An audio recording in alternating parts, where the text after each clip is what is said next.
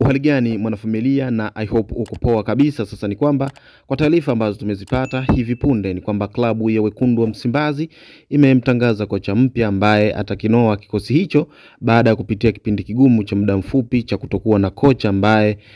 tunafahamu kwamba Fadlu ndo aliyekuwa kocha mkuu wa klabu ya Wekundu wa Msimbazi, lakini kwa kile ambacho kilitokea kwa kuondokewa na kocha huyo yani Fadlu kuondoka kunako klabu ya Wekundu wa Msimbazi, huku ligi mbalimbali zikiwa zimeanza, kwa hiyo aliondoka katika kipindi kigumu. Lakini kocha mpya ambaye ametangazwa na Wekundu wa Msimbazi, kocha huyo anafahamika kama Dimitri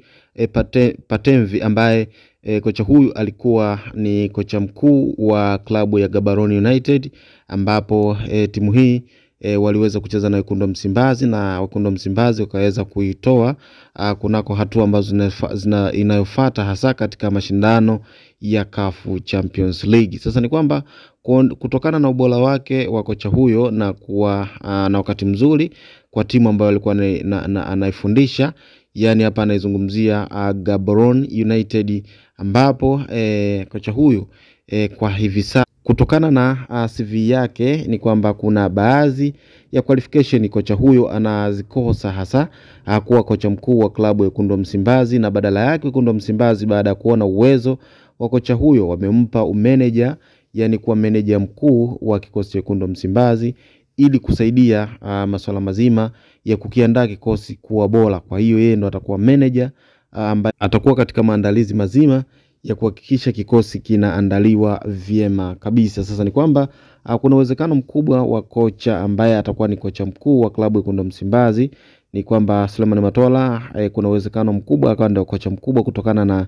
qualification ambazo anampita kocha huyu mpya wa klabu ya Wekundu wa Msimbazi. Kwa hiyo ni kwamba kocha huyu ambaye alikuwa ni kocha wa Gaborone United, namzungumzia Patenvi, ambaye ni manager wa klabu ya Wekundu wa Msimbazi, ametambulishwa kama manager mkuu wa klabu ya Wekundu wa Msimbazi, hajatambulishwa kama kocha mkuu. Ina maana akatambulishwa kama manager mkuu wa kikosi cha Wekundu wa Msimbazi, ambapo yeye atakuwa anahusika katika masuala mazima ya maandalizi ya kikosi cha Wekundu wa Msimbazi, hasa wakiwa kwenye mazoezi namna ya kukitengeneza kikosi, basi yeye ndo atakuwa manager mkuu hasa kwenye swala zima la kuhakikisha maandalizi yanafanyika vyema kabla ya mechi husika ambayo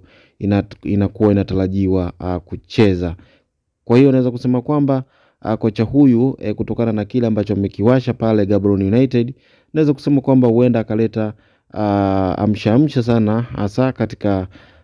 baadhi ya mechi ambazo atakuwa nazo akiwa na kikosi cha Wekundu wa Msimbazi,